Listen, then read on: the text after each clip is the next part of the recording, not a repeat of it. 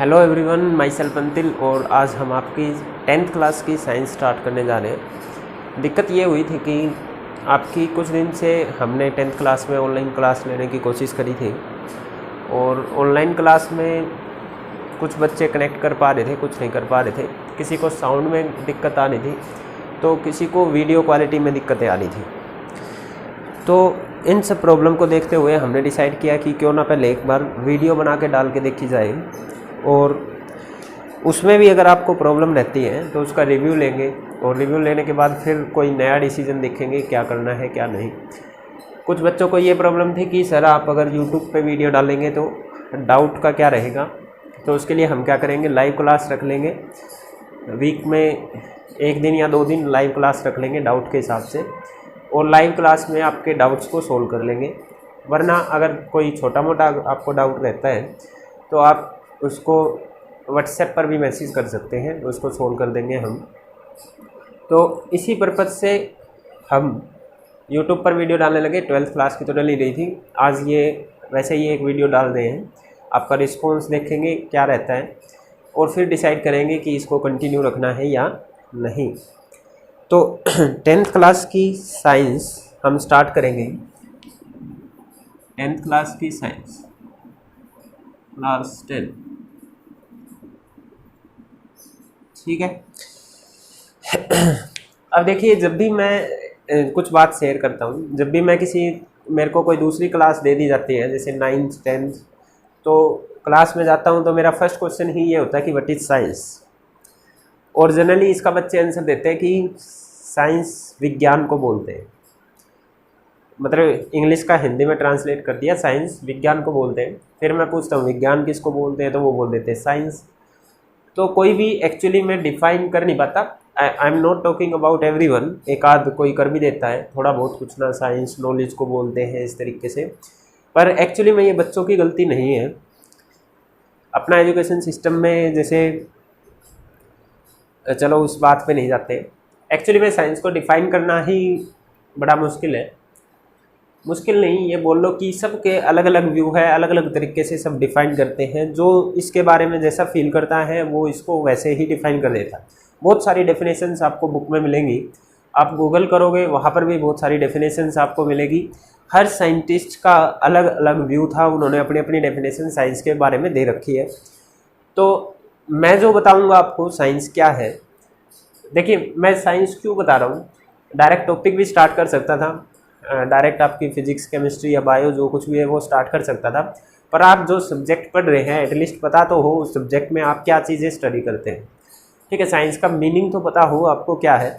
तो क्योंकि मैं हर चीज़ बेसिक से उठाता हूँ तो इसको भी बेसिक से ही स्टार्ट कर रहे हैं। आपका जब आपको बुक का नाम का मतलब ही नहीं पता होगा तो क्या फ़ायदा होगा, है ना, पढ़ने का। कभी किसी ने आके बीच में पूछ लिया तो इसमें टीचर की भी बेइज्जती होती है अगर आप यही ना बता पाओ साइंस क्या होती है, ठीक है। तो वैसे ही नॉलेज के लिए मैं बता रहा हूँ, ऐसा मत लगाना कि आपके सिलेबस पर्पज से है, ये हम नॉलेज के लिए पढ़ते हैं। तो ठीक है, साइंस जैसे मैं डिफाइन करूँगा ज़रूरी नहीं कि आप उसी चीज़ को याद करें, ठीक है। आप अपनी जैसा भी आप साइंस के बारे में फील करते हैं आप उसी तरीके से उसको डिफाइन कर सकते हैं। मैं बस एक आपको गाइड दे रहा हूँ कि आप इस तरफ सोचें, ठीक है। सोचने का काम आपका है। तो साइंस क्या है, देखो जब हम पैदा हुए, कोई भी आप या मैं या कोई भी जब पैदा होता है तो वो बचपन से ही सीखना स्टार्ट कर देता है। जब अपने आसपास के एनवायरनमेंट के बारे में या तरह तरह की आवाज़ें जब उसके सामने, जैसे कोई भी बोलता है, उसके पेरेंट्स बोलते हैं या आसपास पशु पक्षियों की आवाज़ें आती हैं, वो उन सब को डिफ्रेंशिएट करना सीखता है, ठीक है। बचपन से लेकर मरने तक, पैदा होने से लेकर मरने तक आदमी सीखता ही चला जाता है। कुछ ना कुछ नई चीज़ हरदम ही सीखता है। ये लगा लो कि जब आदमी सीखना बंद कर देता है तो समझो वो मर गया, ठीक है। तो सीखते ही चले जाते हैं हम तरह तरह की चीज़ें। जैसे स्टार्टिंग में पैदा होते ही बच्चे को तो चलना भी नहीं आता है, पर वो जैसे जैसे बड़ा बड़ा होता चला जाता है वो साइकिल भी चलाने लग जाता है, ठीक है। वो बाइक भी चलाने लगता है, कार भी। तो ये सब एक सीखने का प्रोसेस है। आप लोग बोल पा रहे हैं, इंग्लिश लैंग्वेज बोल पा रहे हैं या डिफरेंट लैंग्वेज बोल पा रहे हैं, वो सब भी आपने सीखा है, ठीक है। तो इनफैक्ट जन्म से पहले ही जो पेट में ही बच्चा सीखने लग जाता है। अभिमन्यु की कहानी हम सभी ने सीखी होगी। तो जो ये सीखने का प्रोसेस है, अगर ये सारी जो नॉलेज हमारे आसपास है, अभी तो हमने अपने आसपास की बात करी है, अब इससे बढ़ के हम थोड़ा सा और आगे चलते हैं। अभी हमने अपने मोहल्ले की बात करी, फिर हम देश के बारे में क्या क्या है, ठीक है। जैसे आप इलेक्ट्रिसिटी यूज़ करते हैं तो उसमें क्या फिनोमिना यूज़ है, हम बोल रहे हैं, जब आप सोचने लग जाते हैं, हम बोल रहे हैं, हर चीज़ के पीछे क्यों या कैसे लगा के देखो, वही चीज़ साइंस की तरफ चली जाएगी। जैसे मैं अगर बोल रहा हूँ तो मेरी आवाज़ कैसे ट्रैवल करके आप तक पहुँच रही है, ठीक है, उसके पीछे क्या फिनोमिना, भाई मैं तो मुँह ही तो हिला रहा हूँ, ये आवाज़ कैसे निकल रही है, वोकल कॉर्ड में क्या ऐसा वाइब्रेशंस पैदा करी, किस तरीके का साउंड पैटर्न पैदा किया मैंने, जो आप समझ पा रहे हैं, आपके कान में जाके उस सिग्नल ने क्या किया जो आप मेरी वही बात समझ पा रहे हैं जो मैंने प्रोड्यूस करी। ये वीडियो कैमरा कैसे वीडियो को रिकॉर्ड कर पा रहा है, ठीक है, कैसे मेरी आवाज़ इस माइक से, इस वायर से होके यहाँ पे रिकॉर्ड हो रही है और फिर यूट्यूब पे जाने के बाद सब देख पा रहे हैं। इंटरनेट क्या है, कैसे सभी उससे कनेक्ट हो सकते हैं, फ़ोन पर बात कर रहे हैं तो कैसे सिग्नल चला जाता है, हर चीज़ के पीछे सोचा गया होगा। स्टार्टिंग में कोई चीज़ अपने आप से नहीं बनी थी, ये चीज़ें अवेलेबल नहीं थी। सैटेलाइट ऊपर आसमान में भेजे हुए हैं, वहाँ से आपका टीवी चलता है, टीवी सिग्नल, कहीं कहीं पे फ़ोन पे भी बात होती है, ठीक है। आप मार्स तक, दूसरे ग्रहों तक आपने सैटेलाइट्स को भेज दिया, रॉकेट्स को भेज दिया है, तो बिल्कुल एक्यूरेट उसके लिए कैलकुलेशंस वगैरह चाहिए होती है, एक्यूरेट साइंस ही होती है। ये सारी नॉलेज क्या एक आदमी ग्रैब कर सकता है? अब ये तो मैंने इन्हीं चीज़ों की बात करी। जैसे आदमी की लाइफ साइंस भी है, आदमी के, जैसे अभी कोरोना वायरस चल रहा है तो उसकी वैक्सीन को लेके कितने दिनों से काम चल रहा है, अभी तक बन नहीं पाई है, या बन गई है तो वो अभी ट्रायल पे है। वो ट्रायल स्टार्टिंग में जानवरों पर ही क्यों हो रहा है, इंसानों पर क्यों नहीं किया, ठीक है। तो ये कौन सा वायरस है जो ये बीमारी फैला रहा है, वायरस कहाँ पहले अटैक करता है, कितने टाइप के वायरस होते हैं, उससे बचने के लिए कौन सी दवाई देनी है, सारी चीज़ ही तो नॉलेज है। अब देखिए आपके पास दिमाग में, आदमी का दिमाग में कोई बीमारी होती है तो उसके लिए अलग डॉक्टर बनता है, ठीक है। दिल की बीमारियों के लिए अलग डॉक्टर होता है, दांतों की बीमारी के लिए अलग डॉक्टर होते हैं। तो हर एक, ये जो बड़ा वास्ट फील्ड है, एक ही डॉक्टर सब तरीके का इलाज नहीं कर सकता आपके पास, एक ही टीचर सारे सब्जेक्ट नहीं पढ़ा सकता आपको, ठीक है। तो इतनी वास्ट ये नॉलेज है कि एक आदमी के लिए ग्रैब कर पाना ये बड़ा मुश्किल है। हाँ, अगर सारी नॉलेज किसी को होगी तो भगवान को, पर क्या साइंस भगवान को मानती है, ये एक डिफरेंट क्वेश्चन है, इस पर कभी किसी दिन और किसी दिन बात करेंगे, इस बहस को मैं नहीं छेड़ना चाह रहा। तो अब ध्यान से सुनिए, क्या आपको बचपन में सीधा ही गाड़ी चलाना सिखा दिया गया था? ठीक है, हर चीज़ का प्रोसेस होता है। क्या आपको बिल्कुल स्टार्टिंग फर्स्ट क्लास में ही इलेक्ट्रिसिटी, मैग्नेटिज्म ये सब पढ़ा दिया गया था, लाइट के बारे में पढ़ा दिया गया था? नहीं, आपको पहले बोलना सिखाया गया, आपको लैंग्वेज सिखाई गई, ठीक है, आपको multiplication, division, addition, subtraction, normal arithmetic आपको सिखाया गया है ना। तो हर चीज़ के लिए स्टेप बाय स्टेप प्रोसेस है। ऐसे ही ये जो नॉलेज गेन करी है आदमी ने, इसको एक सिस्टेमेटिक वे में गेन किया है। हम आपको साइंस पढ़ा रहे हैं तो देखिए, अभी आप छोटी क्लास में हैं, आपको बिल्कुल बेसिक सा बताया जाता है, आपका ये बेस बना गया है बिल्कुल छोटी क्लास से ही, थर्ड फोर्थ से ही थोड़ी थोड़ी चीज़ें आपको बता के आपकी वो नॉलेज इतनी इकट्ठी कर दी गई कि आपको 11th 12th में जाके जब आप साइंस लेंगे तो वो सारी नॉलेज यूज़ कर पाएंगे उधर, और उस सारी नॉलेज का यूज़ करके थोड़े से और अच्छे बड़े वाले कंसेप्ट आप सीखेंगे। फिर आप जैसे कॉलेज में जाएंगे तो मे भी आप प्रैक्टिकल सब्जेक्ट को ले लो तो उसको अप्लाई करना सीखेंगे, जैसे गाड़ी बनाना, गाड़ी का इंजन असेंबल करना, ठीक है, ब्रिज बनाना, सड़कें बनाना, ये सब बिल्डिंग्स का डिज़ाइन तैयार करना। तो वो नॉलेज आपकी साइंस से ही आई है जो आपने पढ़ा है, ठीक है। तो ये एक step by step knowledge gain करने का प्रोसेस है। साइंस क्या है? एक सिस्टेमेटिक स्टडी ऑफ फैक्ट्स को बोल लो, या फिर स्टेप बाय स्टेप जो ह्यूमन बीइंग ने नॉलेज गेन करी है, वेदर थ्योरेटिकली और प्रैक्टिकल मीन्स, या तो उसने फिलोसफी दे के कोई नॉलेज गेन करी है या फिर एक्सपेरिमेंटल मीन्स से कोई नॉलेज गेन करी है। वो नॉलेज को सिस्टेमेटिक वे में जब असेंबल किया जाता है तो उसी को बोला जाता है साइंस। तो थोड़ी सी डेफिनेशन मैं एक बार बोल देता हूँ जो मैं बता रहा हूँ, it is the knowledge gain by human being in systematic way through theoretical और practical means from the start of mankind. Starting से ही जो हमने नॉलेज गेन करी है उसको सिस्टमेटिक वे में अगर अरेंज कर दिया जाए तो उसको साइंस बोला जाता है। ठीक है, या जनरल छोटी सी definition systematic study of facts, इसको भी साइंस बोला जा सकता है। अब मैं आपको बता चुका हूँ कि ये नॉलेज इतनी ज़्यादा है कि एक आदमी इसको नहीं पढ़ सकता था, तो हमने क्या किया, इसको अलग अलग पार्ट्स में डिवाइड कर दिया। देखिए थ्योरेटिकल और प्रैक्टिकल मीन से क्या मतलब है, कुछ नॉलेज प्रैक्टिकल्स करके आती है। ठीक है, जैसे मान लो आपका कूलर का या कि प्लग खराब हो गया मान लो, या टीवी का प्लग खराब हो गया, तो आपने क्या किया, उसको निकाला, पेज से खोला और देखा कि उसके अंदर 2 वायर है और निकले हुए हैं, मान लो 3 वायर है निकले हुए हैं, तो आपको नहीं पता कि कौन सा वायर किधर लगाना है, ये वाला इधर लगेगा या ये वाला इधर लगेगा, तो आप क्या करते हो, प्रैक्टिकल करते हो। आप कोशिश कर लेते हो एक बार, भाई इस वाले को इसमें जोड़ के देख लेता हूँ, इस वाले को इसमें जोड़ के देख लेता हूँ, काम बन गया तो ठीक है, नहीं बना तो उलट दूंगा। ठीक है, तो ये आपने क्या किया, प्रैक्टिकल किया। तो ऐसे ही प्रैक्टिकल से भी बहुत सारी चीज़ें हमने सीखी हुई है। जैसे मान लो मैं इसको थ्रो करता हूँ, या एक पेन ले लेता हूँ, एक कोई दूसरा ऑब्जेक्ट ले लेता हूँ, उसको छोड़ देता हूँ, फ्री फॉल करने देता हूँ, ज़मीन पे आके ये आपके पास गिरते हैं, तो कौन जल्दी गिर रहा है, कौन लेट गिर रहा है, किसकी वेलोसिटी, ये डिस्टेंस मेजर कर लूँगा, किसको कितना टाइम लगा, उस हिसाब से स्पीड वगैरह मेजर कर सकता हूँ। तो कुछ चीज़ें आपके पास प्रैक्टिकली भी गेन करी जाती है, कुछ चीज़ें नहीं, बहुत सारी चीज़ें प्रैक्टिकली भी गेन करी जाती हैं। अब बात कर लेता हूँ थ्योरेटिकल वाला, उसका क्या मतलब है। जैसे आपने 9th क्लास में पढ़ा है एटॉमिक स्ट्रक्चर के बारे में, उसमें एटम के स्ट्रक्चर दिए गए हैं कि जो आपके पास कोई भी मैटर है उसका सबसे इंडिविजुअल जो सबसे छोटा पार्ट है जो इंडिपेंडेंट रह सकता है, उसको क्या बोला गया था, एटम। ठीक है, और उसके बाद पता चला कि एटम के जब मॉडल बनाए गए कि उसके अंदर इलेक्ट्रॉन, प्रोटॉन, न्यूट्रॉन ये सब भी है, Thompson model, Rutherford model, Bohr's model. ठीक है, वो आगे जाके क्वांटम मॉडल भी आया था आपके पास। तो ये एटम का मॉडल बिना देखे ही तो बनाए गए थे।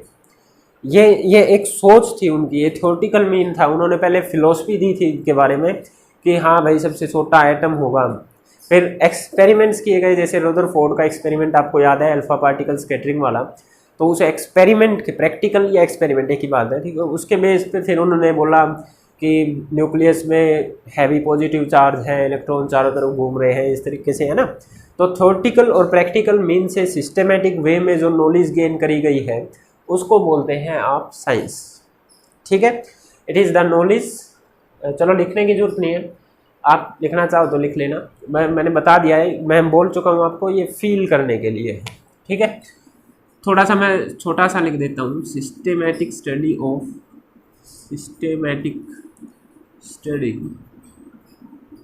Of facts is science. आप अपनी लैंग्वेज में डिफाइन कर सकते हैं। ये नॉलेज है जो हमने सिस्टमेटिक वे में प्रैक्टिकल या थ्योरेटिकल मीन से गेन करी है। ओके, फिर मैं आपको बता चुका हूँ कि इतना वास्ट नॉलेज, इतना ज़्यादा बड़ा सब्जेक्ट है ये कि एक आदमी के लिए सारा का सारा पढ़ना बहुत मुश्किल है। तो हमने क्या किया, इस साइंस को 2 पार्ट्स में डिवाइड कर दिया। ठीक है, साइंस को 2 पार्ट्स में डिवाइड कर दिया।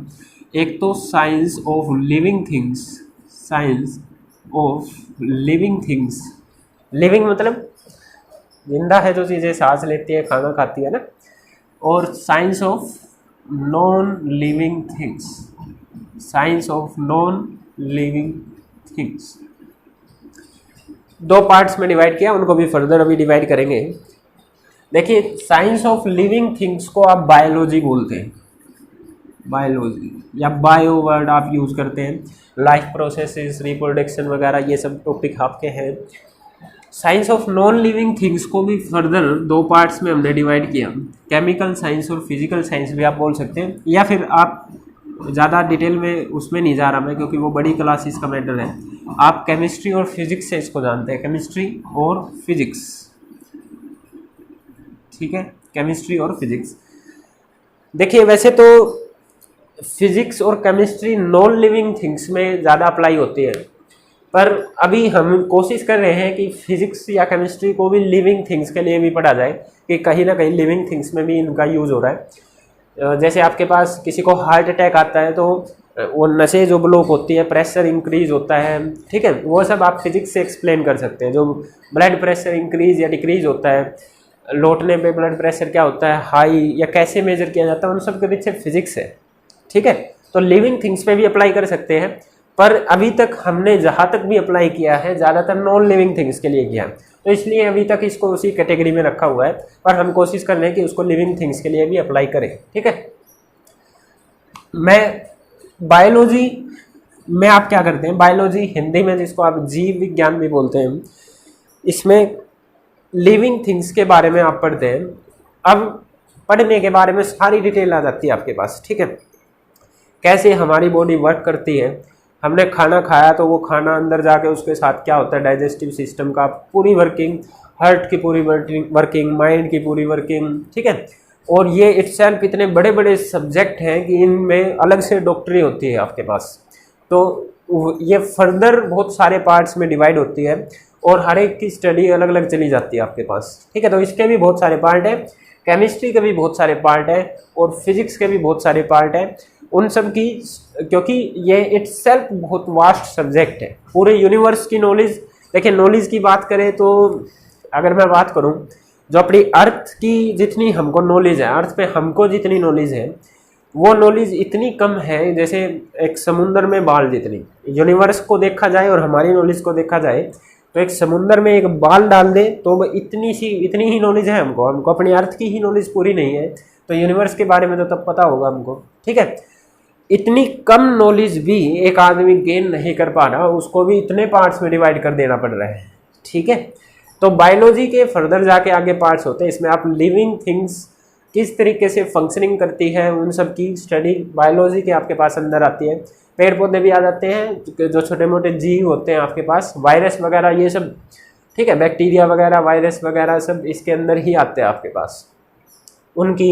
उनका लाइफ प्रोसेस कैसा है, ह्यूमन बीइंग का लाइफ प्रोसेस कैसा है, पेड़ पौधों का लाइफ प्रोसेस कैसा है, और कैसे डिफरेंट वायरस डिफरेंट बीमारियां फैलाते हैं, उनका इलाज किस तरीके से करना है, वो कहाँ पर अटैक करे तो किस तरीके के सिम्टम्स आते हैं, सब बायोलॉजी के अंदर है। और इसमें भी अलग अलग पार्ट्स बने हुए हैं। इसके बाद केमिस्ट्री की बात करें तो केमिस्ट्री में देखिए आप पढ़ चुके हैं एटम्स वगैरह के बारे में। दो एटम क्या बोला था, स्मॉलेस्ट इंडिविजुअल पार्टिकल। अब इंडिविजुअल तो रहा नहीं, इलेक्ट्रॉन प्रोटॉन में टूटता है, पर वो स्मॉलेस्ट पार्टिकल है जो इंडिपेंडेंट रह सकता है। तो एटम इतना छोटा है वो तो दिखता नहीं, हर मैटर एटम से मिलके बना, मैं भी एटम से मिलके बना हूँ, ये बोर्ड, ये चौक, ये डस्टर, ठीक है, सब चीज़ें आपके पास, मोबाइल वगैरह, मोबाइल के अंदर जो आपके चिप लगती है, कुछ भी चीज़ जो आप सोच पा रहे हैं वो सारी चीज़ एटम से मिलके बनी है। अब वो एटम जो इतना छोटा सा है, जो दिखता भी नहीं है, वो दूसरे एटम से कंबाइन हुआ होगा, वे दो और किसी से कंबाइन हो गए, ऐसे कंबाइन होते होते मॉलिक्यूल बने, मॉलिक्यूल बन के कंपाउंड बनता है। तो इस तरीके से वे जुड़ते चले और एक बड़ा मैटर बनाते हैं। पहाड़ बने हुए हैं कितने बड़े बड़े, है ना, पूरे प्लेनेट बने हुए हैं, सन बना हुआ है, तारे, स्टार जो बहुत ज़्यादा लार्ज साइज के हैं अर्थ के कंपैरिजन में, इतनी बड़ी बड़ी चीज़ें बनी हुई हैं, एटम के मिलने से ही तो बनी है। तो कोई दो एटम, पहली बात, कंबाइन ही क्यों हुए? दो एटम कंबाइन ही क्यों हो रहे? क्या दिक्कत है उनको? अकेले क्यों नहीं रह रहे? अगर रह सकते हैं अकेले में तो उनको क्या दिक्कत है? वो कंबाइन क्यों हुए? कंबाइन होके वो कौन सा नया सब्सटेंस बनाते हैं? ठीक है, कोई दो एटम्स या दो एलिमेंट्स को कंबाइन करके जो नया सब्सटेंस बनता है उसकी क्या प्रॉपर्टी रहेगी? क्या पहले वालों से मैच करेगी या डिफरेंट करेगी? कोई भी सब्सटेंस के अंदर का स्ट्रक्चर, जैसे ये आपके पास मार्कर है, इसके अंदर का स्ट्रक्चर, अंदर ऐसा नहीं कि इसमें वो इंक डलती है, वो वाला नहीं, जो ये प्लास्टिक है इसके भी अंदर का स्ट्रक्चर, आप एक आयरन ले लो, उसके भी अंदर का स्ट्रक्चर, उसकी कंपोजिशन जानना, वो किस तरीके के एटम से मिलके, किन कंडीशंस में मिलके वो सब बना है, वो सारी चीज़ केमिस्ट्री के अंदर आती है। डिफरेंट केमिकल्स, इनका काम क्या रहता है, ये एक केमिकल लिया, दूसरा केमिकल लिया, मिलाते रहते हैं, एक्सपेरिमेंट करते रहते हैं और नई नई चीज़ें बना के उनकी प्रॉपर्टी स्टडी करते रहते हैं। आप देखेंगे घर में दवाई वगैरह जो आप लेके आते हैं, ज़्यादातर कोई भी ऑयल, दवाई, फिनाइल वगैरह जो भी घर में आप यूज़ करते हैं, सब के ऊपर केमिकल्स के नेम लिखे रहते हैं। ठीक है, दवाइयों पर तो आप देख ही सकते हैं केमिकल्स के नेम लिखे रहते हैं, तो वो सब केमिस्ट्री वाले देते हैं। ठीक है, अब बात करते हैं आपके पास फिजिक्स की। तो लिविंग थिंग्स की बात इन्होंने ले ली, कैसे कंपोजिशन है किसी मैटर की, वो बात केमिस्ट्री वालों ने ले ली। अब फिजिक्स वाले क्या करते हैं, ये नेचर में जो कुछ भी हो रहा है, आदमी का अपना ज्ञान बायोलॉजी में चला गया, चीज़ों के अंदर का ज्ञान आपके पास केमिस्ट्री में चला गया।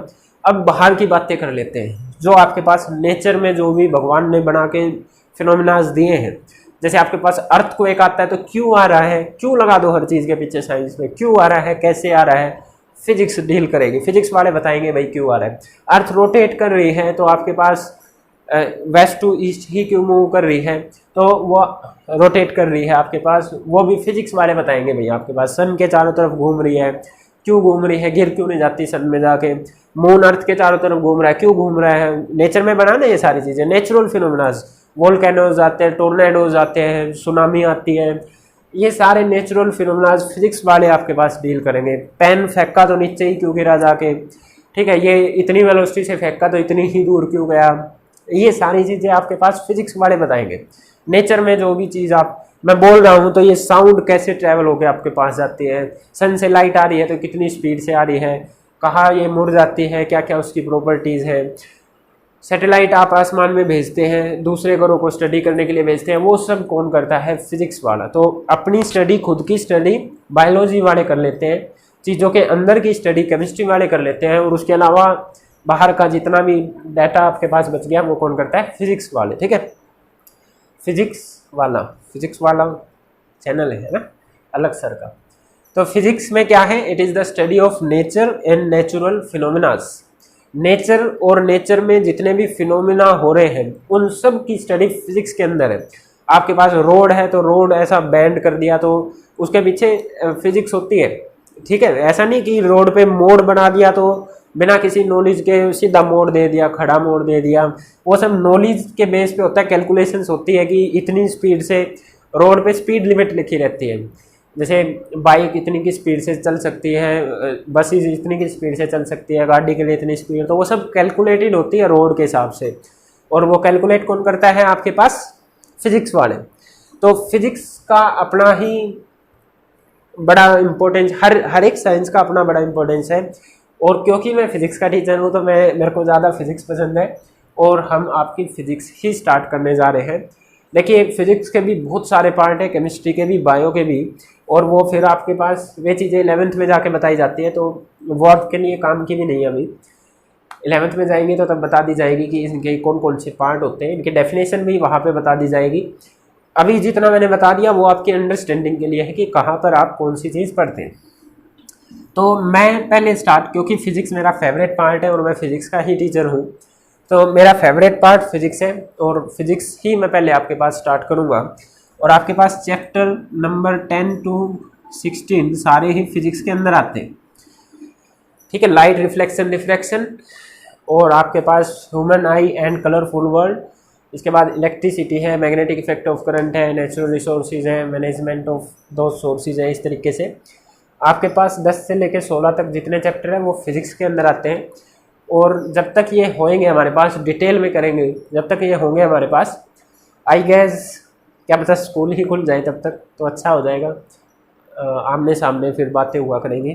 फिलहाल मैं आपके पास चैप्टर 12 स्टार्ट करूँगा। इससे पहले हम वैसे कर चुके हैं थोड़ा बहुत, एक बार दूसरे टीचर्स की वीडियो भेज के यूट्यूब से उठा के, जो अपने आप में बेस्ट टीचर्स हैं उनकी वीडियो देके आपको पढ़ाया गया था, पर कुछ बच्चे बोल रहे थे समझ में नहीं आ रहा, या जिन्होंने कर लिया है वे अपने पुराने नोट्स को भी पढ़ते रहे, मेरा वाला भी पढ़ते रहे। इसमें जो कुछ भी आपको नया लगे उसको नोट करते रहे। क्वेश्चन तो चेंज नहीं होएंगे, क्वेश्चन जो आपने लिख लिए हैं वो तो वही रहेंगे। ओके, ठीक है। तो चैप्टर 12 हम इलेक्ट्रिसिटी वाला चैप्टर स्टार्ट करेंगे। ठीक है, चैप्टर 12 इलेक्ट्रिसिटी हम स्टार्ट करेंगे। मैं एक बार देख लेता हूँ, ये वीडियो बीच बीच में बंद हो जाती है, कभी बंद ना हो गई हो, अभी चल रही है। ठीक है, तो साइंस अब आपसे कोई पूछे तो बता देंगे आप क्या होती है साइंस। साइंस क्या है, सिस्टमेटिक स्टडी ऑफ फैक्ट्स, या फिर it is the knowledge gain by human being in systematic way through theoretical और प्रैक्टिकल मीन्स। थ्योरेटिकल या प्रैक्टिकल मीनिंग से आपके पास सिस्टमेटिक वे में जो नॉलेज गेन करी आदमी ने, चाहे वो आपके पास पास्ट रहा हो, चाहे फ्यूचर का रहा हो, चाहे प्रेजेंट चल रहा हो, उन सब की नॉलेज आपके पास, पुरानी नॉलेज भी तो है, अर्थ कब बनी होगी, यूनिवर्स कब बना होगा, वो सारी ही नॉलेज है, वो तो बन चुके हैं आपके पास, फिर भी हम पढ़ रहे हैं। ठीक है, तो हम क्लास 10th का चैप्टर 12 इलेक्ट्रिसिटी स्टार्ट कर रहे हैं। इलेक्ट्रिसिटी अभी 2 दिन पहले मैंने आपको मैसेज किया था कि आज लाइट नहीं है, फ़ोन चार्ज नहीं है, तो मैं ऑनलाइन क्लास आपकी नहीं ले सकता। वो रात, पूरी रात लाइट नहीं थी। उससे 1-2 दिन पहले ये हुआ था कि 3 दिन हमारे पास इधर लाइट नहीं रही पूरी रात। तो कुछ जो आस पड़ोस के जो कुछ बंदे हैं वो इतने ज़्यादा हाइपर हो रखे थे कि 1 दिन और लाइट नहीं देते तो जाके मार पिटाई ही कराते बिजली वालों के साथ। तो लाइट का इतना महत्व हो गया हमारे लिए कि आदमी उसके बिना जीना ही नहीं चाह रहा है। देखिए, साइंस जो भी चीज़ इन्वेंट करती है वो चीज़ों को आसान बनाने के लिए इन्वेंट करती है ना। तो कोई भी मशीन बनती है तो चीज़ों को आसान करने के लिए, ताकि हमारी मेहनत कम हो, और ज़्यादातर चीज़ें इलेक्ट्रिसिटी पे चलती हैं आपके पास। तो इन चीज़ों ने ना हमारी डिपेंडेंट बढ़ा दी है, हमारा हार्ड वर्क ख़त्म हो गया है, हम दूसरी चीज़ों पे डिपेंड रह रहे हैं। थोड़ी सी दूर भी जाना है तो हम बाइक उठा के या गाड़ी से जाते हैं, तो हमारी आदतें ख़राब हो रही हैं, और इन सभी से और बीमारियां भी फैल रही हैं, जैसे ओवरवेट हो जाते हैं मेरी तरह, है ना। तो साइंस ने चीज़ें बनाई थी हमारे इजी करने के लिए, काम को इजी करने के लिए, पर हम उनके आदी हो गए। एक ग्रेटेस्ट इन्वेंशन हमारे पास इलेक्ट्रिसिटी की है, और ये आज इतनी इम्पोर्टेंस हो गई है, मेरे को शायद बताने की जरूरत ना हो कितनी इम्पोर्टेंट है, कि इसको शायद फंडामेंटल राइट्स में डाल देना चाहिए। फंडामेंटल राइट्स 7 मौलिक अधिकार जो हमारे संविधान में दिए गए हैं, ठीक है, वो आप सभी जानते हैं। शिक्षा का अधिकार, जैसे इन्फॉर्मेशन का अधिकार, राइट टू इन्फॉर्मेशन, ये सब, तो उन्हीं में इसको डाल देना चाहिए, एक इंटरनेट को और एक इलेक्ट्रिसिटी मिलने को, क्योंकि ये इतने ज़्यादा ज़रूरी हो गए कि आदमी इनके बिना रह ही नहीं पाता। अब जैसे फ़ोन है आपके पास, फ़ोन से वीडियो बन रही है, अगर लाइट ना होती, रात की ही बात कर रहा हूँ, लाइट ना होती तो फ़ोन चार्ज नहीं था, फ़ोन चार्ज नहीं था तो आपके पास फ़ोन चला नहीं, आपकी क्लास नहीं हो पाई या वीडियो नहीं बन पाई। अब बोलोगे इन्वर्टर से चार्ज कर लो, तो भाई जो इन्वर्टर है वो भी तो आपके पास चार्ज किसी से होता है, किस चीज़ से चार्ज होता है, बाहर से जो इलेक्ट्रिसिटी आती है उसी से चार्ज होता है, और फिर इन्वर्टर भी इलेक्ट्रिसिटी ही देता है आपको।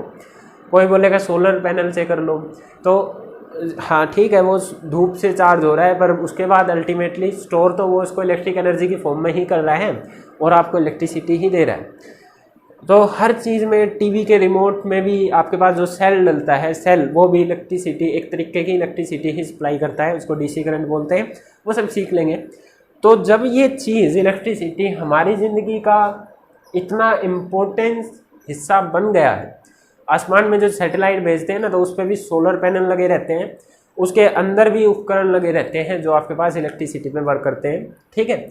तो या अभी जैसे आपने चंद्रयान 2 इंडिया वालों ने भेजा था, तो वो उधर हालांकि लैंडिंग उसकी फेल हो गई थी, पर उससे कनेक्ट करने के लिए हमारे पास कुछ ही दिन का टाइम था, क्योंकि उसके अंदर जो डाटा लेने वाले के उपकरण लगे हुए थे या इलेक्ट्रिसिटी प्रोड्यूस करने के लिए जो पैनल लगे थे, वो कुछ ही दिन वर्क करने वाले थे, तो उसको भी वहाँ तक इलेक्ट्रिसिटी की ज़रूरत थी। फ़ोन पर बात करते हो, सिग्नल जो जाता है टावर के पास जाता है, वहाँ पर भी जो डिवाइसेस लगे रहते हैं टावर के अंदर जो कैच करता है सिग्नल को, उसमें भी इलेक्ट्रिसिटी की ज़रूरत है। तो हर काम आप इलेक्ट्रिसिटी से ही कर रहे हैं। तो बनाया किसने है? साइंस वालों ने। तो आप तो अब इतने माहिर तो हो नहीं कि आप एकदम से चीज़ों को सीख लें। तो जब कोई चीज़ इतनी इम्पोर्टेंट हो जाती है तो उसके पीछे का रीज़न जानना ज़रूरी है, कि क्या पता आप जाके आगे जाके साइंटिस्ट बन जाओ, साइंस के फील्ड में आपका इंटरेस्ट बन जाए, तो आप कुछ इसको और इजी कर दो, इसके प्रोसेस को, इलेक्ट्रिसिटी बनाने को, कि हर आदमी घर पे ही बना ले, ठीक है। जैसे अभी आजकल सोलर पैनल से हो रहा है, हर आदमी अपनी इजी चीज़ों को इजी करना ही तो काम है साइंटिस्ट का, है ना, साइंस का। तो आप में से ही कोई आगे जाके ये काम करने वाला है, इसलिए आपको सीखना चाहिए इसके बारे में कि ऐसा क्या फिनोमिना हो रहा है कि एक मैं वायर लूँ, एक तार मैं बाज़ार से ख़रीद लाऊँ। जैसे आपके पास ये माइक का वायर है, मैं इसको अभी पकड़ा हुआ हूँ ऐसे, मान लो ये छिला भी होता है यहाँ से, तब भी मैं इसको ऐसे पकड़ा हुआ हूँ तो मेरे को कोई करंट वगैरह नहीं लगता। पर मैं इसी तार को लेके एक प्लग में जाके लगा दूँ और बटन ऑन कर दूँ, तो क्या पता ये लेक्चर आप इससे आगे रिकॉर्ड ही ना हो, या इससे आगे मैं दिखो ही ना, इससे आगे कोई लेक्चर बने ही ना पाए, करंट लगेगा ना। ठीक है, तो क्या हुआ कि इस वायर को ऐसे ही छुआ है तो मेरे को करंट नहीं लग रहा, पर प्लग में ले जाके लगा दिया तो इसके अंदर ऐसा क्या फिनोमेना हुआ कि मेरे को जाके करंट लगा। क्यों हमको वायर्स की जरूरत पड़ रही है करंट को एक जगह से दूसरी जगह पे ले जाने के लिए? डैम पर बिजली बनती है, या आप कोयला जला के बिजली बना रहे हैं, बहुत सारे प्रोसेस है, हवा से बिजली बना रहे हैं, सोलर एनर्जी से आप बिजली बना रहे हैं, या लाइट डालने से भी आप बिजली बना रहे हैं। तो वहाँ पर क्या फिनोमिना, क्या बेसिक फिनोमिना हो रहा है जो आपके पास इलेक्ट्रिसिटी बनाने में हेल्प कर रहा है? पहले तो पुरानी चीज़ों को जानते हैं कि कैसे कैसे ये काम हुआ, और फिर हम चलेंगे कि आप क्या कर सकते हैं। ठीक है, फिर आपको सोचना है, पहले पुरानी नॉलेज तो हो जाए, जितनी और लोगों को नॉलेज है उतनी नॉलेज तो आपको हो जाए, तभी तो जाके आप आगे सोचेंगे, है ना। तो स्टार्ट करते हैं। इसकी अहमियत समझ में आ गई, क्यों पढ़ना चाह रहे हैं, वाई स्टडी दिस चैप्टर, क्योंकि इतना इम्पोर्टेंट पार्ट है हमारी लाइफ में। इसके बिना रहना भी आजकल रह सकते हैं पर दिक्कतें हैं। ठीक है, तो एक वीडियो में ज़्यादा डिटेल, शुरुआत में ज़्यादा बातें होगी, तो आज एक ही टॉपिक करेंगे हम। सबसे बेसिक चीज़ ये कहाँ से आया है, उस चीज़ को, चार्ज को हम स्टडी करेंगे। इलेक्ट्रिक चार्ज सबसे बेसिक है इलेक्ट्रिसिटी में, ये टर्म इलेक्ट्रिक चार्ज सबसे बेसिक। ठीक है, तो इलेक्ट्रिक चार्ज क्या है, पहले इस चीज़ को समझना है। इसको समझने से पहले देखिए, आप 9th क्लास में एटम के बारे में पढ़ चुके हैं। एटम्स के मॉडल बने थे आपके पास, सबसे पहले डाल्टन मॉडल, फिर थॉमसन मॉडल, रदरफोर्ड मॉडल और बोर्स मॉडल, इतना पढ़ा आपने। तो वहाँ से 2-3 चीज़ें मैं उठा रहा हूँ। आपको अगर 9th क्लास का एटॉमिक स्ट्रक्चर वाला चैप्टर नहीं पढ़ा है तो एक बार वहाँ से बुक उठाइए और उसको रिवाइज कर लिए, क्योंकि 9th क्लास में पढ़ के ही आए हैं आप, उसको बस एक बार रिवाइज करने की ज़रूरत पड़ेगी, वरना मेन बातें मैं इधर उठा रहा हूँ। एटम्स जो है, थॉमसन मॉडल अगर आपको याद हो तो उसने एक तरबूज से एटम की कंपैरिजन किया था और बोला था लाल पार्ट जो है वाटरमेलन का, वो आपके पास पॉजिटिव पार्ट है प्रोटॉन वाला, और जो उसमें बीज होते हैं तरबूज के अंदर वो आपके पास इलेक्ट्रॉन्स हैं। और ये इस तरीके से यूनिफॉर्मली डिस्ट्रीब्यूटेड है कि जो जितना इसके अंदर पॉजिटिव चार्ज है उतना ही नेगेटिव चार्ज है। तो उसने जितना पॉजिटिव उतना ही नेगेटिव, तो उसने बोला था एटम न्यूट्रल है। ठीक है, वो मैं पॉइंट उठा रहा हूँ। चार्ज पर बात करेंगे क्या होता है। सबसे पहला पॉइंट, एटम्स जो है, जो नेचर में मिलता है आपके पास, in natural way atoms are, in natural way atoms are neutral, that is positive charge और नेगेटिव चार्ज बराबर है। भाई जितना पॉजिटिव उतना ही नेगेटिव, उसको बोलते हैं न्यूट्रल हो गया बंदा, ना पॉजिटिव रहा ना नेगेटिव रहा, दोनों को जोड़ेंगे तो नेट चार्ज आपके पास 0 होगा। ये बात आपको पता थी, एटम न्यूट्रल है। एटम के अंदर आपको पता है कि इलेक्ट्रॉन्स होते हैं, प्रोटॉन्स होते हैं, ये कर चुके हैं आप, ठीक है, 9th क्लास में। और आपके पास न्यूट्रॉन होते हैं, ठीक है, ये भी आप कर चुके हैं। रदरफोर्ड जो गोल्ड स्कैटरिंग वाला, अल्फा गोल्ड स्कैटरिंग वाला एक्सपेरिमेंट हुआ था, उसने बोला था प्रोटॉन और न्यूट्रॉन न्यूक्लियस में रहते हैं, इनको न्यूक्लियाई भी बोलते हैं टुगेदर। ठीक है, न्यूक्लियस एटम के बिल्कुल बीच में एक हैवी मास, सारा का सारा एटम का मास उसके सेंटर पर कंसंट्रेटेड होता है और उसी को बोला था न्यूक्लियस। ठीक है, और सारा पॉजिटिव चार्ज भी सेंटर पर ही होता है, जो कि प्रोटॉन्स की वजह से होता है। तो प्रोटॉन और न्यूट्रॉन न्यूक्लियस बनाते हैं और इलेक्ट्रॉन उस एटम के चारों तरफ चक्कर काट रहा होता है। इतनी बात हमारी वहाँ पे हो चुकी थी। अब मैं बात करता हूँ इनके मासेस की, आपको नोट करना है। मास, कोई भी मैटर है उसके पास मास ज़रूर होगा, क्योंकि मास क्या होता है, quantity of matter present with in a body. मेरे शरीर में हड्डियाँ, खून, मास जो सब मिलके जो बनता है, मैटर जो बनता है उसको मास बोलते हैं। उनकी जो क्वांटिटी बनती है उसको बोलते हैं मास। ठीक है, मास की हालांकि बड़ी मिस्टीरियस क्वांटिटी है, मास मेजर ऑफ इनर्शिया भी होता है, पर अभी आप इतना याद रखें, it is the quantity of matter present with in a body. तो आपको ये टर्म याद रखनी है, मास ऑफ इलेक्ट्रॉन, ये आपको याद रखना है, दैट इज़ 9.11 इंटू 10 की पावर -31 kg। ये आपके पास मास ऑफ इलेक्ट्रॉन होता है। 9.11 को 10 की पावर 31 से भाग कर दो, इतना कम, ठीक है, दिखता ही नहीं है इलेक्ट्रॉन आपको। इलेक्ट्रॉन देखा किसने? इलेक्ट्रॉन अभी तक हमने देखा नहीं है, ठीक है। एक मिनट, 35 मिनट, इलेक्ट्रॉन को अभी किसी ने देखा नहीं है। तो इतना छोटा होता है कि उसका मास इतना कम होता है, 10 की पावर 31 से भाग कर दो, देख लो कितनी जीरो आ जाएगी, है ना। तो ये याद रखना बहुत कम है। इसके बाद mass of proton, mass of proton की बात करूँ तो ये होता है 1.67 इंटू 10 की पावर -27 kg। इसमें बस 10 की पावर 27 से भाग करना है, उसमें 10 की पावर 31 से भाग करना है। माइनस पावर का मतलब ये होता है कि नीचे जाके प्लस पावर है, नीचे वाली टर्म को ऊपर लिखा जाता है ना, ठीक है। तो प्रोटॉन का मास इलेक्ट्रॉन के मास से ज़्यादा है, दिख रहा है, ये बस 10 की पावर -27 है, वो 10 की पावर -31 है, ठीक है। तो ये आपके पास ज़्यादा है, ओके। तो mass of proton is greater then mass of electron, बहुत ज़्यादा है ये, ओके। आप दोनों को डिवाइड करके इनकी रेशियो निकाल सकते हैं, तो शायद 1800 गुना ज़्यादा मास है आपके पास प्रोटॉन का इलेक्ट्रॉन से, 1800 गुना ज़्यादा, ठीक है। प्रोटॉन इतना ज़्यादा हैवी होता है इलेक्ट्रॉन से, इलेक्ट्रॉन की कोई औकात ही नहीं है मास के टर्म में प्रोटॉन से टक्कर लेने की, है ना। अब बात करें मास ऑफ न्यूट्रॉन की, मास ऑफ न्यूट्रॉन ये आपके पास is slightly greater than, is slightly greater than of proton, slightly greater than of proton. Proton से हल्का सा ज़्यादा मास होता है न्यूट्रॉन का, पर आपकी 10th क्लास में हम इसको न्यूट्रॉन और प्रोटॉन का मास लगभग बराबर लेते हैं। तो मास ऑफ प्रोटॉन लगभग मास ऑफ न्यूट्रॉन के बराबर होता है, मतलब कि दोनों ही 1.67 इंटू 10 की पावर -27 kg होता है, दोनों पर इतना मास आपके पास होता है, ठीक है। इतनी बात क्लियर है, बराबर लेके चलना है। हालांकि न्यूट्रॉन का थोड़ा सा ज़्यादा मास होता है आपके पास प्रोटॉन से, और इलेक्ट्रॉन से तो दोनों का ज़्यादा हो ही गया, 1800 गुना ज़्यादा, ठीक है। इतने ज़्यादा हैवी है इलेक्ट्रॉन।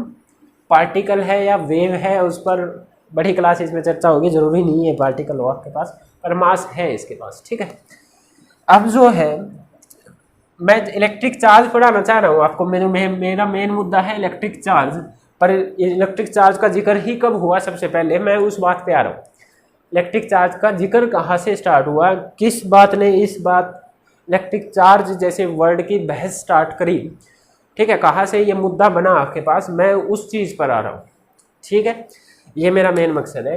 अब देखिए, आपने न्यूटन्स लॉ ऑफ ग्रेविटेशन पढ़ा है, ये भी 9th क्लास से ही है।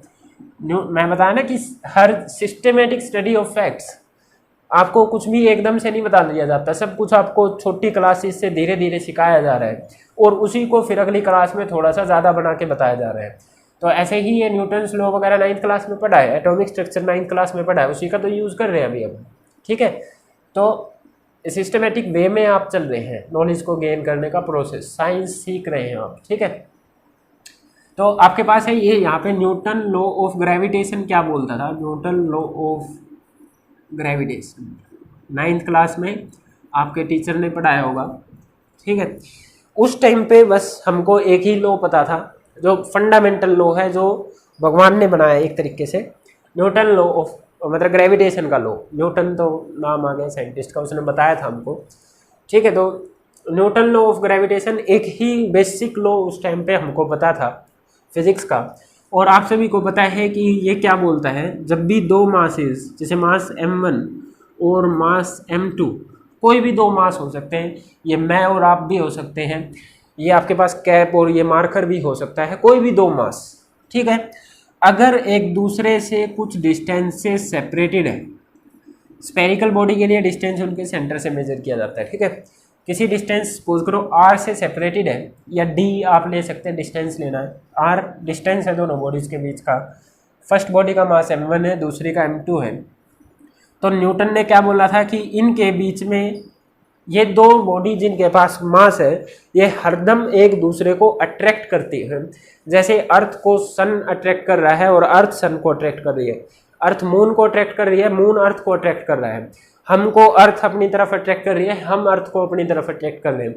तो कोई भी दो मासेस की बॉडी है वे एक दूसरे को अट्रैक्ट करती हैं अगर कुछ डिस्टेंस पे रखी है, ये तो अट्रैक्ट करती हैं। और कितने फोर्स से अट्रैक्ट करती है ये किसने बताया था? आपके पास न्यूटन ने। न्यूटन ने बोला, याद रखना मैंने बोला वर्ड अट्रैक्ट करती है, यहाँ पे कहीं पे रिपल्सन नाम का वर्ड यूज नहीं हुआ है, वर्ड यूज हुआ है अट्रैक्ट, मतलब खींचना। ये फोर्स बस अट्रैक्टिव नेचर का है, ये कभी रिपल्सिव नेचर का नहीं हो सकता। दो मास वाली बॉडी, ध्यान देना ये इंपॉर्टेंट वर्डिंग है, दो मास वाली बॉडी हरदम एक दूसरे को अट्रैक्ट ही करेंगे, एक दूसरे को अपनी तरफ खींचेंगे, जैसे दो चुंबक खींचती हैं, ठीक है। चुंबक तो रिपेल भी कर सकते हैं, खैर दो मास वाली बॉडी हरदम एक दूसरे को अपनी तरफ अट्रैक्ट करेगी, ये न्यूटन लॉ बोलता था। और किस फोर्स से अट्रैक्ट करेगी? That force is directly proportional to product of the masses, that force is inversely proportional to square of the distance between them. और यहाँ से आपके पास आप सभी को न्यूटन लॉ ऑफ ग्रेविटेशन याद है, G m1 m2/r स्क्वायर आ जाता था। वेयर आपके पास जो G है इसको आप बोलते थे universal gravitational constant, universal gravitational constant, वो अलग मुद्दा था। इसको यूनिवर्सल ग्रेविटेशनल कांस्टेंट क्यों बोलते थे? दो मासेस उनके बीच का डिस्टेंस r है, तो इनको चाहे आप स्पेस में ले जाओ, पानी के अंदर ले जाओ, मेटल के अंदर ले जाओ, हवा में ले जाओ, कहीं ले जाओ, अगर इनका मास और डिस्टेंस चेंज नहीं हो रहा है तो इनके बीच का फोर्स चेंज नहीं होगा। अगर चेंज नहीं होगा तो इसका मतलब G की जो वैल्यू है वो हरदम ही कांस्टेंट है, इसलिए इसको यूनिवर्सल ग्रेविटेशनल कांस्टेंट बोलते थे। और G की वैल्यू होती है 6.67 इंटू 10⁻⁻11 न्यूटन मीटर स्क्वायर पर kg स्क्वायर, ठीक है। ये 9th क्लास में आपने पढ़ा है।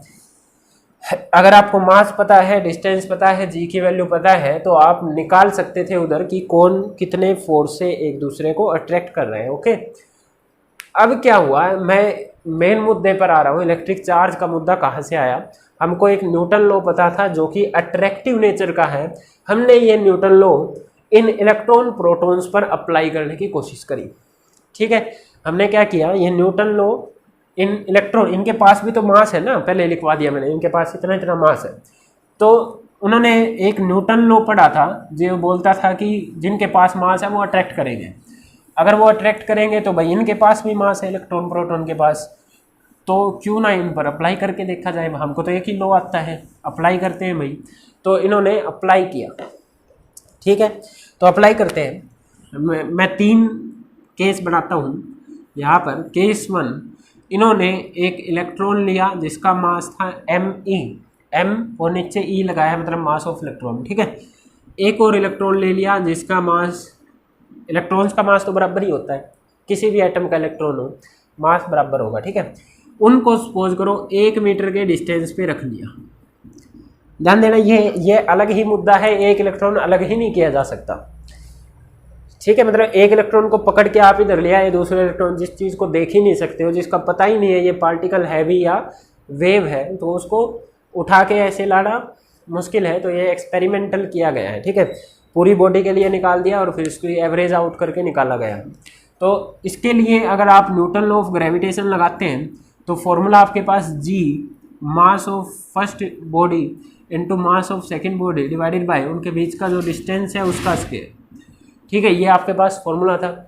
इन सब की वैल्यू रखते हैं और देखते हैं क्या आता है आपके पास। F G की वैल्यू है 6.67 इंटू 10⁻⁻11 मास ऑफ इलेक्ट्रॉन गुणा मास ऑफ इलेक्ट्रॉन करेंगे तो मास ऑफ इलेक्ट्रॉन का स्क्वायर आएगा, तो इसकी वैल्यू रख लेते हैं, दैट इज़ 9.11। ये याद रखना है मास ऑफ इलेक्ट्रॉन, कभी भी वाइवा वगैरह होता है तो वहाँ से पर एकदम से पूछ लिया जाता है, तब आपको फिर याद नहीं मिलेगा। 9.11 इंटू 10⁻31 और इसका स्क्वायर 2 बार लिखें या स्क्वायर कर ले, एक ही बात है। डिस्टेंस मैंने इनके बीच का कितना लिया है 1 मीटर और उसका स्क्वायर। मैं इसको पूरा सोल्व नहीं कर रहा हूँ, मैं बस 10 की पावर देख रहा हूँ कितनी आ रही है। 10⁻11 10⁻62, ठीक है। तो 10⁻73 के आसपास ये आ गया मान लो, ठीक है, अप्रोक्सीमेटली इतने न्यूटन का फोर्स।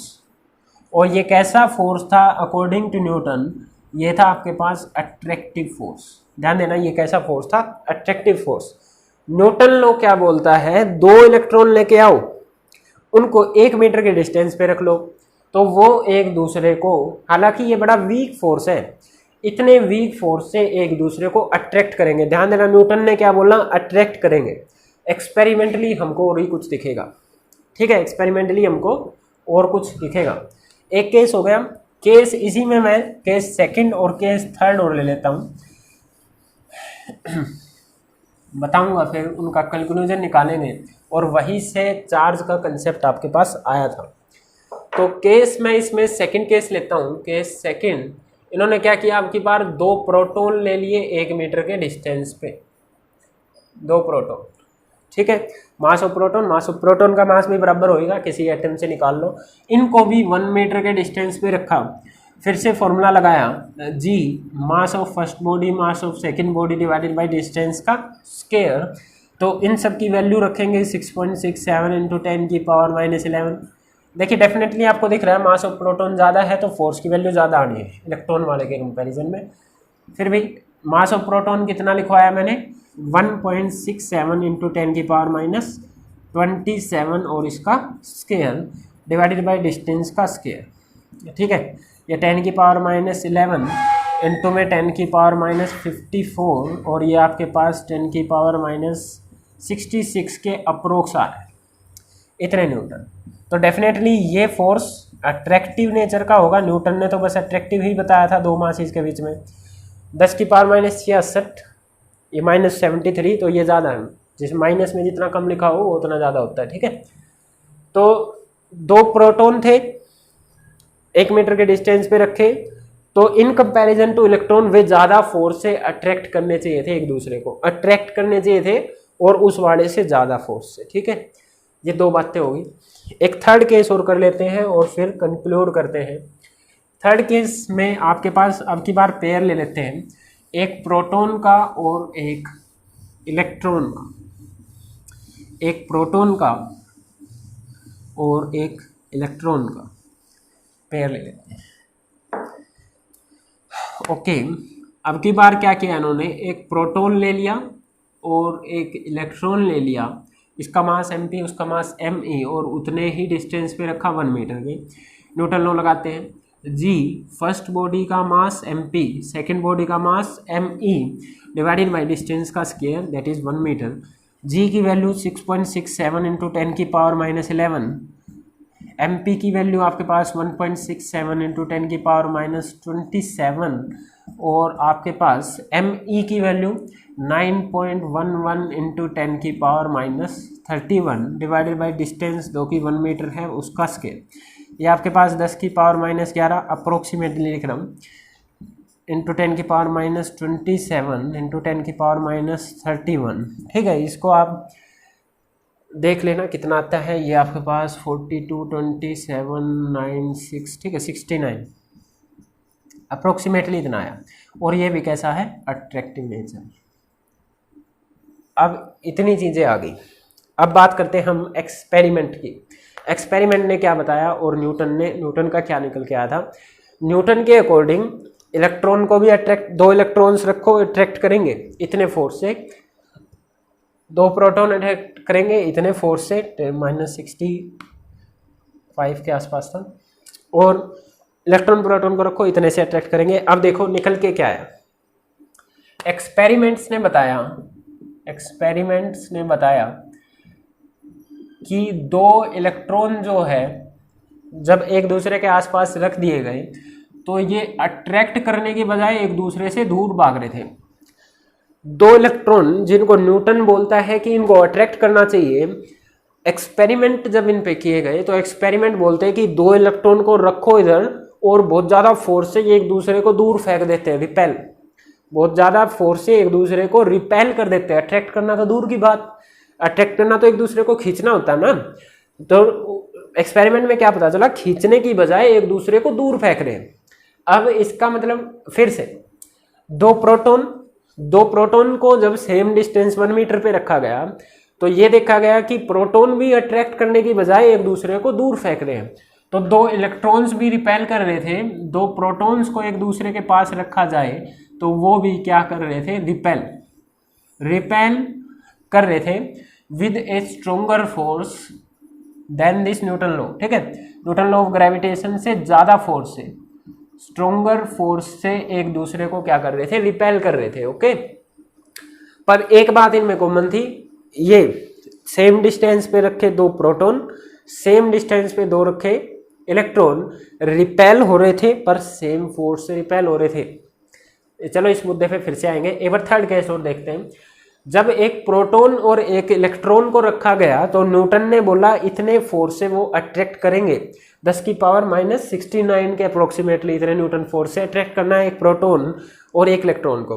अट्रैक्ट करना था बिल्कुल हल्के से फोर्स से न्यूटन के अकॉर्डिंग, पर एक्चुअली में एक्सपेरिमेंटल क्या पाया गया, अट्रैक्ट करते हैं, एक प्रोटॉन और एक इलेक्ट्रॉन अट्रैक्ट तो कर रहे हैं पर मच स्ट्रोंगर फोर्स से। न्यूटन ने जितना बोला ना उतने फोर्स से नहीं, उससे कहीं ज़्यादा स्ट्रोंग फोर्स से, 10 की पावर 36, 10 की पावर 36 टाइम्स ज़्यादा स्ट्रोंगर फोर्स से अट्रैक्ट कर रहे हैं, 10 की पावर 36 फोर्स ज़्यादा फोर्स से रिपेल कर रहे हैं। ठीक है, इधर 10 की पावर 36 गुना कोई ज़्यादा फोर्स है जिसकी वजह से जितना ये अट्रैक्ट या रिपेल कर रहे हैं, न्यूटन ने जितना बताया उतना नहीं, उससे कहीं गुना ज़्यादा फोर्स से। ठीक है, तो बात समझ में आई। यहाँ से एक डिबेट चल पड़ी कि क्या न्यूटन लॉ गलत तो नहीं है, न्यूटन ने तो ये बताया ये चीज़ें होनी चाहिए थी, तो यहाँ से डिबेट चली कि कहीं न्यूटन लॉ गलत तो नहीं हो गया आपके पास। भाई न्यूटन वाला लॉ तो हमने अर्थ पे, सन पे, मून पे, हर चीज़ पे लगा के देख लिया था तब तक, और वो सब चीज़ों को बेटर वे में एक्सप्लेन कर रहा था, तो न्यूटन लॉ तो गलत नहीं हो सकता, न्यूटन लॉ गलत नहीं हो सकता। तो इन्होंने देखो क्या आइडिया निकाला, बता रहा था ना कि फिलॉसफी से चलता है, थ्योरेटिकल मीन से चलता है। तो आप देखिए, आप खुद भी सोच सकते हैं इस चीज़ को। मान लो दो बॉडीज़ है, ये दो बॉडीज़ हैं, ये मैं देख लेता हूँ, वीडियो चल रही है या नहीं, 52 मिनट। ठीक है, ये दो बॉडीज़ है, मेरे हिसाब से कैलकुलेशन के मीन से इन दोनों को अट्रैक्ट करना चाहिए था जितना मैंने फोर्स बताया इतने से। ठीक है, अब एक्सपेरिमेंटल क्या पाया गया, अट्रैक्ट ना करके दूर भाग रहे हैं। तो ये तो क्या बोल रहा था, अट्रैक्ट करना चाहिए, पर जा किधर रहे हैं, दूर। इसका आंसर क्या निकल के आता है, आप खुद ही सोचो। अगर इनको इधर आना चाहिए था, इधर ना आके ये उधर भाग रहे हैं, तो डेफिनेटली उस डायरेक्शन में भी एक फोर्स रहा होगा। डेफिनेटली इनके खींचने वाले फोर्स के अलावा भी एक फोर्स एग्जिस्ट कर रहा होगा जो इनको यहाँ से दूर भगा रहा है। दोबारा से, ये दोनों अट्रैक्ट करने चाहिए थे, मेरे को एक ही फोर्स की नॉलेज थी, न्यूटन लॉ ऑफ ग्रेविटेशन, उसके अकॉर्डिंग इन दोनों को अट्रैक्ट करना चाहिए था, पर एक्चुअली में हो क्या रहा है, ये अट्रैक्ट होने के बजाय दूर भाग रहे हैं।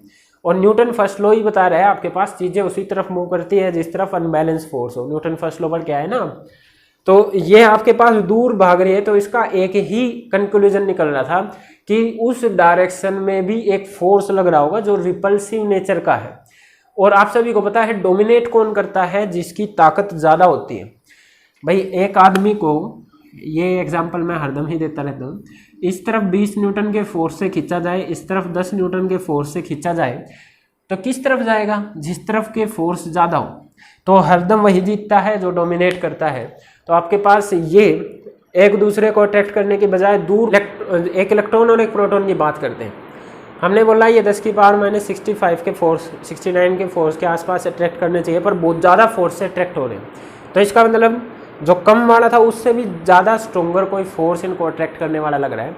तो यहाँ से ना एक्चुअली में इन सब एक्सपेरिमेंट से हमारे पास एक नए तरीके की फोर्स की खोज हुई, और उस फोर्स को बोलते हैं इलेक्ट्रिक फोर्स। उस फोर्स को बोलते हैं इलेक्ट्रिक फोर्स। एक न्यू फोर्स की खोज हुई। अभी तक ग्रेविटेशनल फोर्स पता था, और हमारे पास अब की बार एक न्यू तरीके का फोर्स की खोज हुई जिसको बोलते हैं इलेक्ट्रिक फोर्स। एक्सप्लेनेशन समझ में आई ना। इनको अट्रैक्ट करना चाहिए था, अट्रैक्ट होने के बजाय रिपेल हो रहे हैं, तो इसकी एक ही एक्सप्लेनेशन बनती है कि एक उस तरफ भी कोई फोर्स रहा होगा जो इनको रिपेल कर रहा है।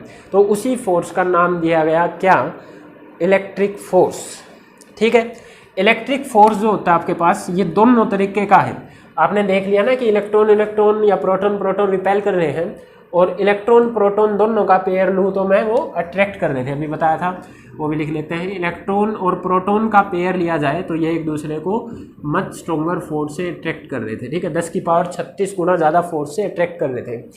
तो इलेक्ट्रिक फोर्स, ये ग्रेविटेशनल फोर्स तो खाली अट्रैक्टिव नेचर का होता था, इलेक्ट्रिक फोर्स आपका attractive as well as of repulsive nature, दोनों नेचर का ये हो सकता है, as well as of repulsive nature.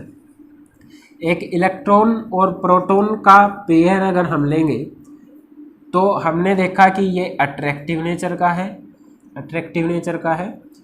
और अगर आप एक इलेक्ट्रॉन इलेक्ट्रॉन या एक प्रोटॉन प्रोटॉन का पेयर लेते हैं तो आपने देखा ये रिपल्सिव नेचर का है। ये कैसा है? रिपल्सिव नेचर का फोर्स है। ग्रेविटेशनल की प्रॉपर्टीज तो आप जानते ही हैं।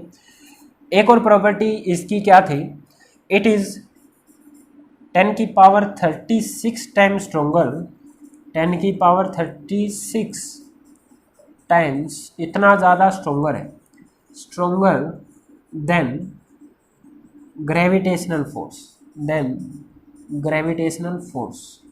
इसको मैं एक एग्जांपल से बता सकता हूँ। वैसे आप क्या करना, ड्राई हेयर्स में एक कोम कंघा ले लेना, प्लास्टिक वाला, ठीक है, प्लास्टिक के ही होते हैं शायद, प्लास्टिक वाला कंघा लेना, ड्राई हेयर्स में रगड़ लेना, रब कर लेना अच्छे से, और उसके बाद ज़मीन में जहाँ पे रेत के कण हो या फिर कागज़ के छोटे छोटे टुकड़े बिखेर लेना। करते हैं बच्चे एक्सपेरिमेंट, पता नहीं आजकल के बच्चे करते हैं या नहीं, ये तो करते ही रहते हैं। रब किया कंघा और उस मिट्टी के कणों के पास या उस कागज़ के टुकड़ों के पास उस कंघे को लेके जाओगे आप तो वो उनको उठा लेता है, ठीक है, उनको अट्रैक्ट कर लेता है। वो एक इलेक्ट्रिक फिनोमिना है, उसके डिटेल में फिर कभी देखेंगे, ठीक है, पर अभी याद रखें वो एक इलेक्ट्रिक फिनोमिना है। तो उनको उठा लिया। तो अब ध्यान दो, ये कंघा वो है कौन, इसने कागज़ के पीसीज को ज़मीन से ऊपर उठा लिया। आप सभी को पता है कि अर्थ हर चीज़ को अपने सेंटर की तरफ अट्रैक्ट करती है।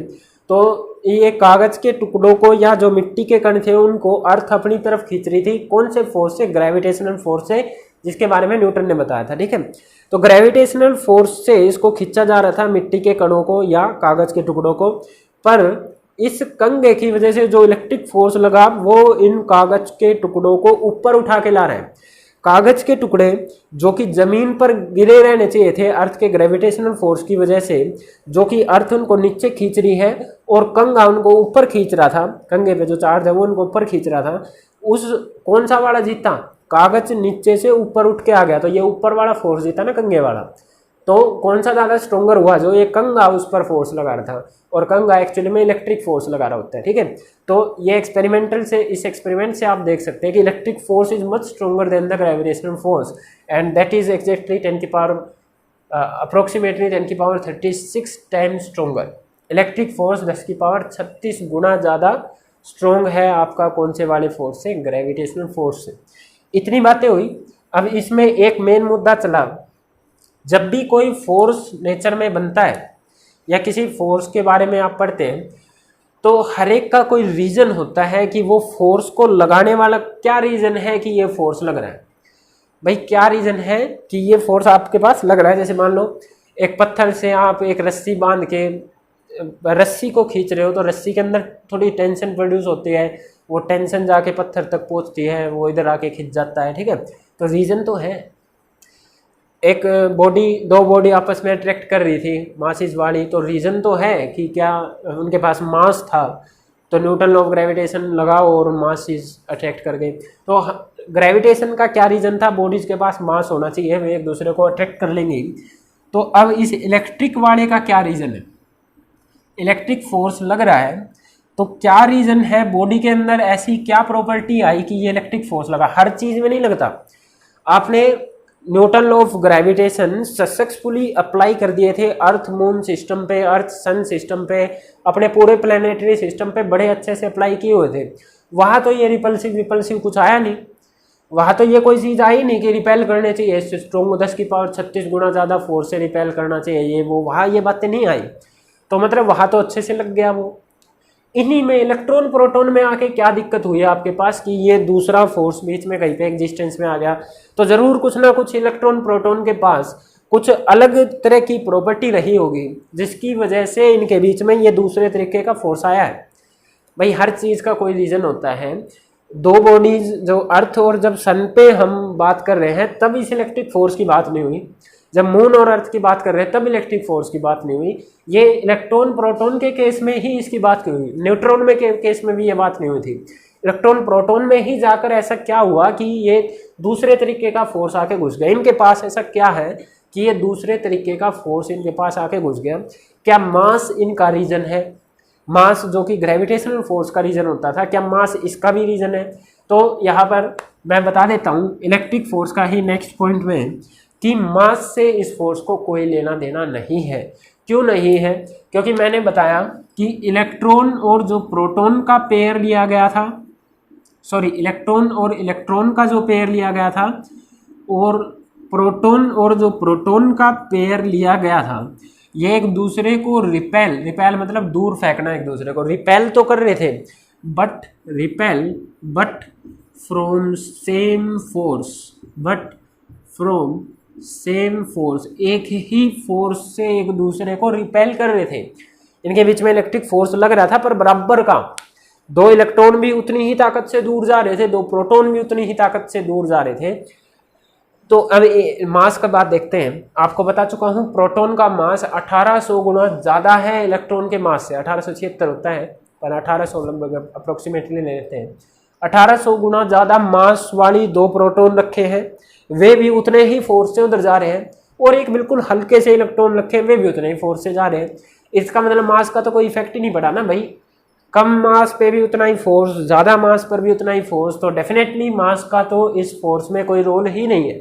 तो so this force has no मतलब मास पर डिपेंड नहीं करता। दिस फोर्स, इलेक्ट्रिक फोर्स की बात करें, does not depend on mass, does not depend on mass of bodies.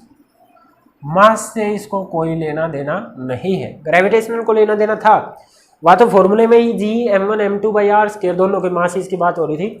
यहाँ पर कोई मास वास की बात नहीं हुई। तो इस नया फोर्स जिसकी ये सारी प्रॉपर्टीज हैं उसको नाम दिया इलेक्ट्रिक फोर्स। अब मुद्दा यही बना हुआ है कि इलेक्ट्रिक फोर्स का रीज़न क्या है, मास तो रहा नहीं। इलेक्ट्रॉन और प्रोटॉन में ऐसा क्या हुआ कि उनमें ये नए तरीके का फोर्स बीच में आ गया, प्लैनेटरी सिस्टम में नहीं आ रहा था। तो इस चीज़ को एक्सप्लेन करने के लिए साइंटिस्ट ने एक नई प्रॉपर्टी बताई मैटर के पास, that is electric charge. Scientist ने बोला इन इलेक्ट्रॉन प्रोटॉन के पास एक नई तरीके की प्रॉपर्टी है जिसको बोलते हैं इलेक्ट्रिक चार्ज, और वो इलेक्ट्रिक चार्ज ही एक रीजन है जिसकी वजह से ये इलेक्ट्रॉन प्रोटॉन एक दूसरे पे इलेक्ट्रिक फोर्स लगा रहे हैं। फिर से एक बार मैं आपको इसी चीज़ को एक बार रिपीट कर रहा हूँ। क्वेश्चन ये बना कि ये नई तरीके का फोर्स इलेक्ट्रॉन प्रोटॉन के टाइम पर ही क्यों आया? जब आपके पास बात हो रही थी प्लैनेटरी सिस्टम की तो आपने न्यूटन लॉ लगा दिया, वहाँ पे कोई ऐसी दिक्कतें नहीं आई कि नई तरीके का फोर्स हो। तो क्वेश्चन ये उठा था कि ऐसा क्या हुआ इलेक्ट्रॉन प्रोटॉन में जो ये नई तरीके का फोर्स आपके पास आया। और डिफरेंट बॉडीज पर और भी आया था पर अभी बेसिक इलेक्ट्रॉन प्रोटॉन की बात कर रहे हैं। इलेक्ट्रॉन प्रोटॉन में ऐसा क्या हुआ कि उनमें ये नई तरीके का फोर्स आपके पास इंट्रोड्यूस हुआ? तो साइंटिस्ट ने बोला इन इलेक्ट्रॉन प्रोटॉन के पास एक नई तरीके की प्रॉपर्टी है, एक अलग प्रॉपर्टी, एक इंटरनल प्रॉपर्टी है जिसकी वजह से ये एक दूसरे पे इलेक्ट्रिक फोर्स अप्लाई कर रहे हैं। और उस नई प्रॉपर्टी का नाम ही क्या दिया गया था? Electric charge. तो ये बनेगी आपके पास चार्ज की डेफिनेशन। ये सारी रामायण जो मैंने अभी तक कही है ये आपके पास इलेक्ट्रिक चार्ज को डिफाइन करने के लिए कही है। स्क्रीनशॉट ले लेना, लिखना चाहे तो लिख लेना, ठीक है, नोट्स में। मैं भी आपको 10th क्लास में ये जो भी आपको पहले वीडियोस मैंने भेजी थी ग्रुप में, वहाँ पे ये सब डिस्कशन आपको नहीं मिलेगा, आउट ऑफ सिलेबस लगा लो। ये मैंने बस आपको नॉलेज के लिए बताया। तो इलेक्ट्रिक चार्ज को डिफाइन कर रहे हैं, ये डेफिनेशन ही है। फर्स्ट डेफिनेशन आपके पास यही है। इलेक्ट्रिक चार्ज क्या है? It is the, her body के पास नहीं होती, हो भी सकती है, आ भी सकता है चार्ज डिफरेंट डिफरेंट मेथड से। जैसे कंघे के पास स्टार्टिंग में नहीं था, आप कोम को डायरेक्ट कागज के पीसीस के पास लेके जाओ तब नहीं उठा रहा, उसको आपने रब किया तब जाके उठा रहा है, तो रबिंग करने से कुछ हुआ है ना। तो हर बॉडी के पास हो भी सकती है, वैसे नहीं होती, लेके आई जा सकती है, ये चार्ज किया जा सकता है बॉडी को, ठीक है। It is the intrinsic, intrinsic मतलब internal, intrinsic property of a body, of a body due to which it can apply electric force on other body having same property।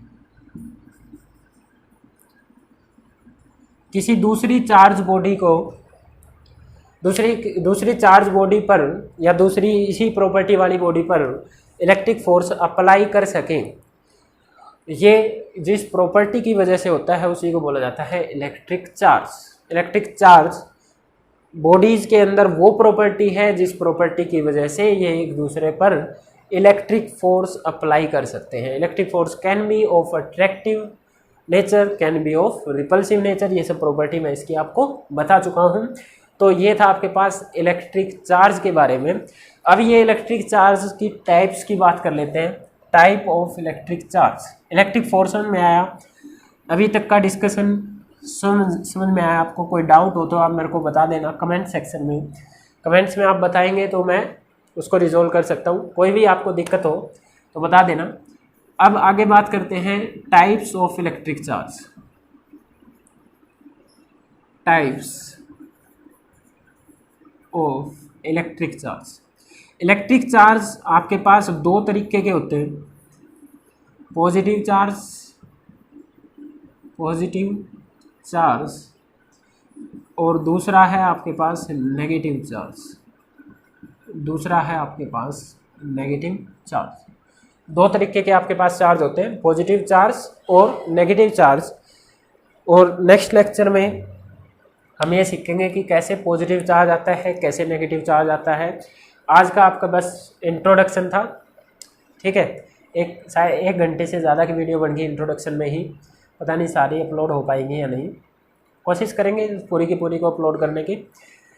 आपको जो भी दिक्कतें आए वो मेरे को बताना, एक बार मैं आपसे बात करूंगा इस बारे में, या आप कमेंट सेक्शन में बता सकते हैं मेरे को कि क्या प्रॉब्लम हुई है, कुछ चीज़ समझ में नहीं आ रही, आवाज़ में दिक्कत है या वीडियो क्वालिटी में दिक्कत है, उस चीज़ को इम्प्रूव करेंगे। और अगर आपको ये मेथड सुटेबल नहीं लग रहा है तो फिर वापस से ऑनलाइन क्लासेस की तरफ चलेंगे। थैंक यू, ठीक है। नेक्स्ट लेक्चर से मैं डिटेल में ये स्टार्ट हो जाएगा आपके पास टॉपिक, ओके।